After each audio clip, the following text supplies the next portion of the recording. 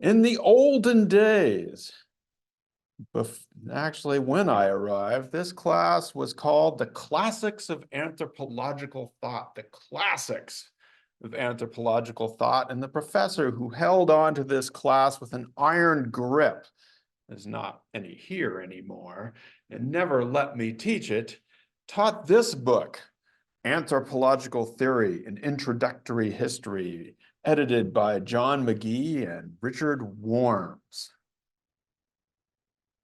Dreaded, I tell you.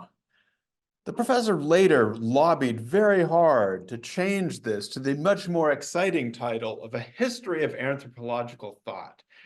He was so excited and thought that this was a very huge improvement upon the last title. I do not know. I do know that the book he still assigned did get an upgrade on the cover, so now it looks nicer.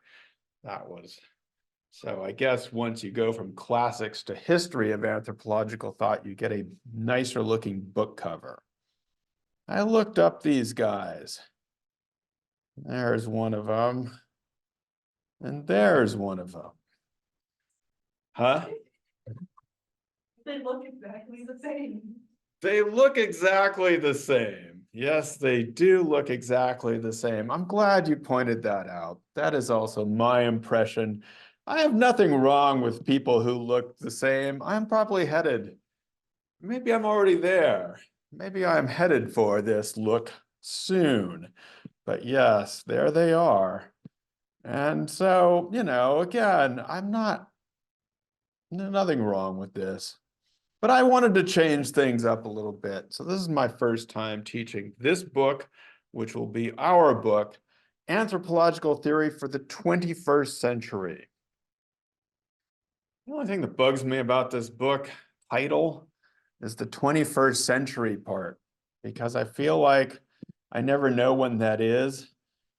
I don't know what century that was or is, and I'm already like, we're already getting through the century now. And also, a lot of these things were written like a long time ago anyway. So yeah, I would like to title this course Anthropology for a Changing World. Yeah, anthropological theory for a changing world. That applies to any century. I wouldn't have to say which century I'm putting it in. But I even want to make it more than that. For those of you who think we can still maybe do this, that I would like to think that we're going to be thinking about how we can do anthropology for changing the world. In fact, I've tried to make this class Anthropology 388. I've tried to make it over the years more appealing for people who are not in anthropology, but I don't seem to be able to do that yet. So here we are. However, in contrast to the two guys that look the same, here are our editors. A. Lynn Bolles, Ruth Gomberg-Muñoz, Bernard C. Perley, sorry. Whoa. And Carrie Vacanti Brondo. They don't look the same. So that's good.